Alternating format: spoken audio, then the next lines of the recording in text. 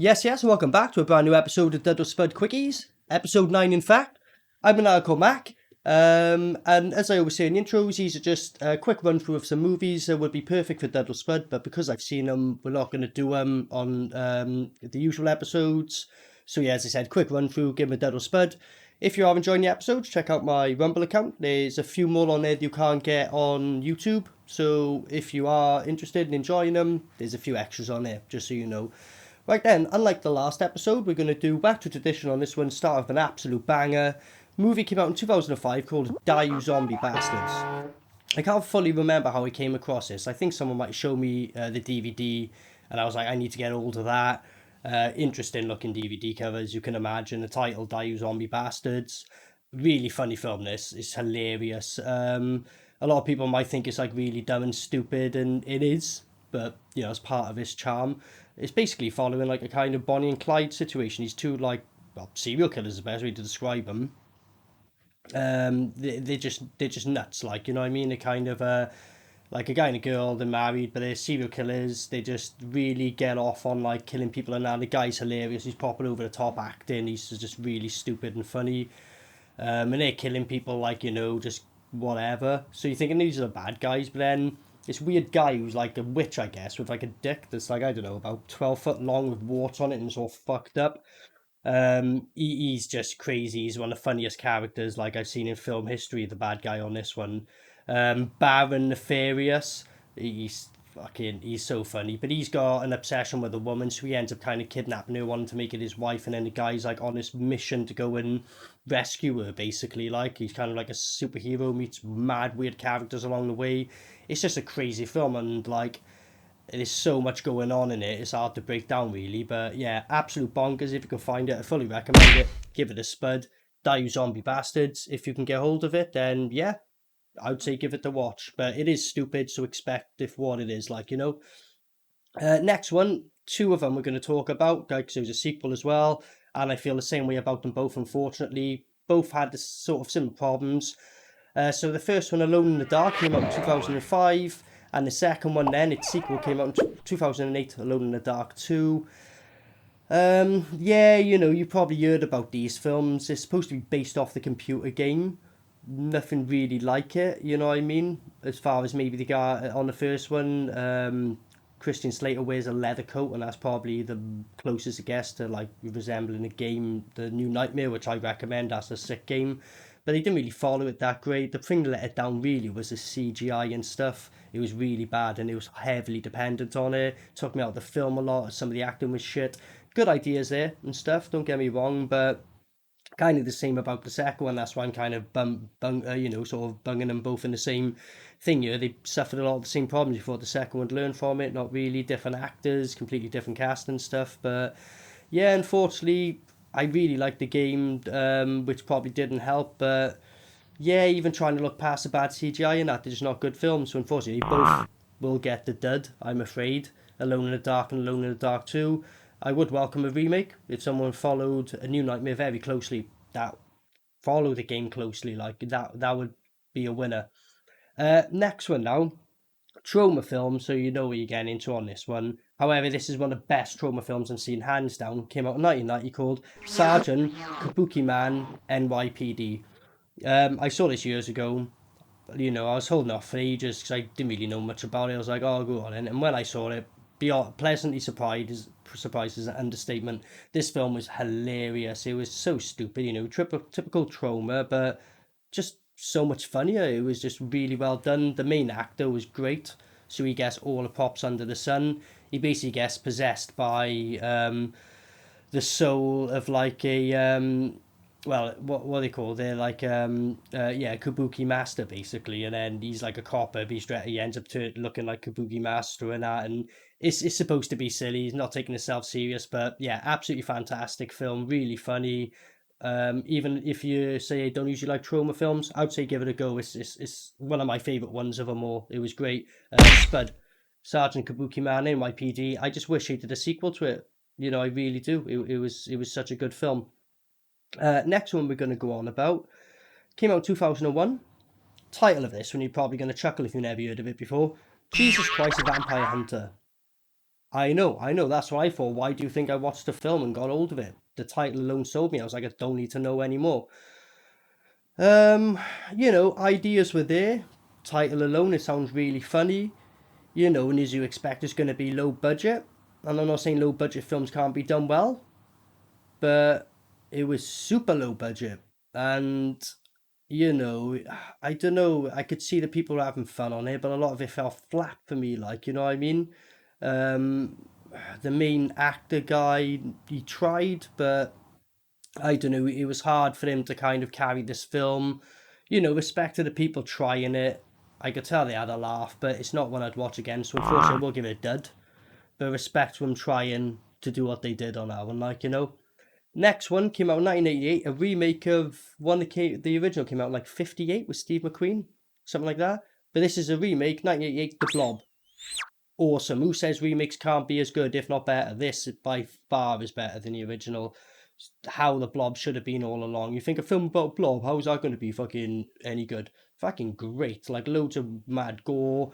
Like I remember when this came out, I was years down the line till I watched it. I was late on it, and man, I was like, shit, I wish I watched this earlier. It really caught me by surprise how good it was.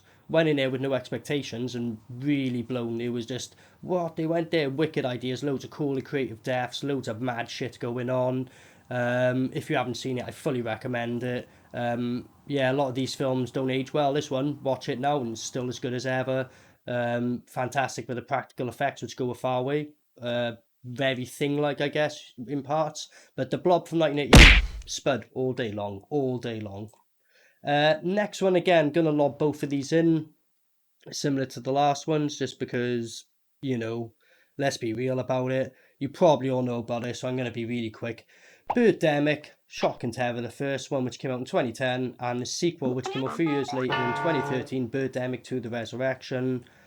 Not really much to say about this. You've probably seen the clips of this online. It was like really popular at one point for how bad it was, like the worst film ever. You gotta watch it, and that's what suckered me in. And I use the word suckered me in.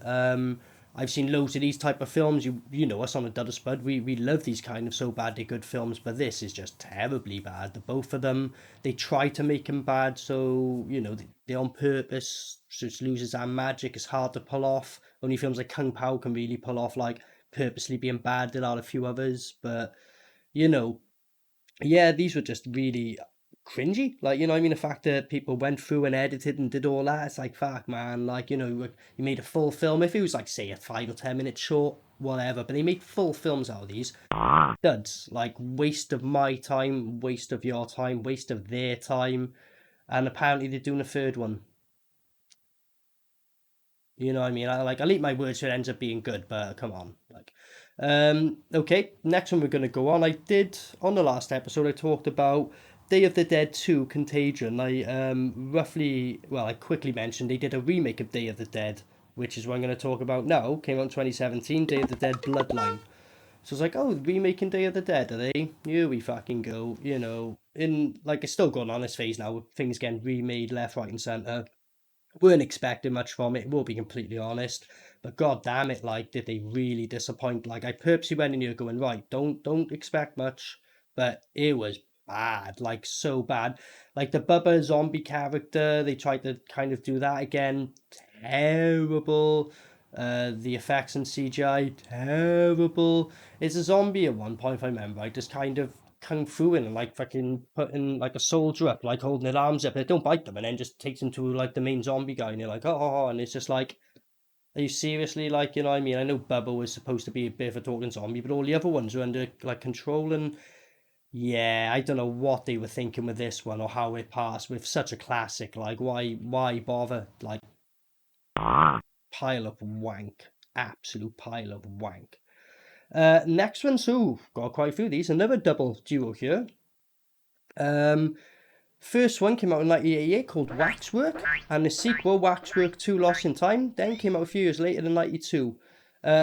Great films, these. Like, really, really cool films, creative. First one, a bunch of, I think, like, friends, kind of, I guess, supposed to be young adult students, maybe. I think they're supposed to be students. Go to a wax museum or whatever, and they see all these creatures really cool, but then when you go past the line, you go into that world, and it's all real, the wax becomes real, and wicked idea. So, you know, you got a thing with a mummy, you got one with like a vampire, you've got loads of stuff going on. They all end up like escaping out in the museum, and they all get carnage like on the first one towards the end of it. Really, really fun film. This got one or two little gory moments, so like, oh, that's pretty fucking mad, like, you know. Yeah, Waxwork one's like absolutely fantastic film, and then the second one, funny enough, I watched again the other day to remind myself. It's got Bruce Campbell in it. Like, I totally forgot, because when I was watching it, it literally picks up from the first one straight away. It's also got a dude who's in Gremlins, Zach Galligan. He's in the both of them. Returning casts. There's a couple of characters that come on in both of them. So the second one, when it opens up, it's like, yeah, it's really cool. And then it gets a bit like, oh, what's going on here? It gets super cheesy, because the second one is just kind of a parody of the first one. They've gone full on comedy, silly, like, you know, it's kind of like, right, we're just going to go full jokes on this second one. You know what I mean? The first one was jokey, but still semi-serious. This one, out the bag with any seriousness. So I didn't know how to take it. And there was a bit points. But then also, like, when Bruce Campbell comes in, and he's in it a lot more than I thought, kills the film, and then he like starts getting really good, like, again from there, and it really picks up. And I remember even towards the end, I was like, man, this really good, pick, you know, won me back. So Waxwork and Waxwork 2, Lost in Time, 100% get the spud. Great films, hunt them down and enjoy yourself some nice cheesy fun with them. Next one we're going to go on about came out in 2017, called The Monster Project, found footage style film. Really cool idea. It's like a guy's been invited to go to like a house where there's like a demon woman, and she, like, you know, she a vampire, and she's going to be like, I'll talk to you. And they kind of interviewing her, and there's like a lot of like, I don't know if it's like flashback moments of it and stuff going on, but they're in the house, and then they end up like, there's other demons there, like there's a mummy and stuff that comes at points, you know. And it sounds like a really cool idea on that, and it is. But I don't know, I just think it kind of let me down a bit, man. They weren't scary enough. When the jump scares and the scare parts happen, I'm like, oh, there we go. Like, that was one or two alright moments, but they should have done more. They should have had more horror. Like, there's few moments they had horror was alright in there. But, you know, for these found footage films, I've seen better ones. I'm not usually a fan of them in general. Um, you know, if you're into found footage films, you might really like this, to be honest with you. I'd say it's one of the better ones, you know what I mean? And this is why I'm very on the edge with this one. But for me personally, I'm only going to see a dud. However, I think a lot of people would consider this a spud because, as I said, I'm not hugely into the found footage things. If you are, you might actually really like this one. So don't take my opinion from this and let it put you off. But for me personally, you know, that's what I got to say. Right, the last one, then we're going to finish with an absolute bang here. Rewatched this again the other day, and it was like, yeah, this is more crazier than I ever remember it. Came out in '96, Ebola Syndrome, Hong Kong film. Crazy, crazy. It's like this, like China, it's like this Chinese restaurant worker is wanted for murder in Hong Kong. He contracts Ebola syndrome in South Africa, becomes immune to it, and then only spreads the virus there. Then comes back to Hong Kong and continues to infect with people with it.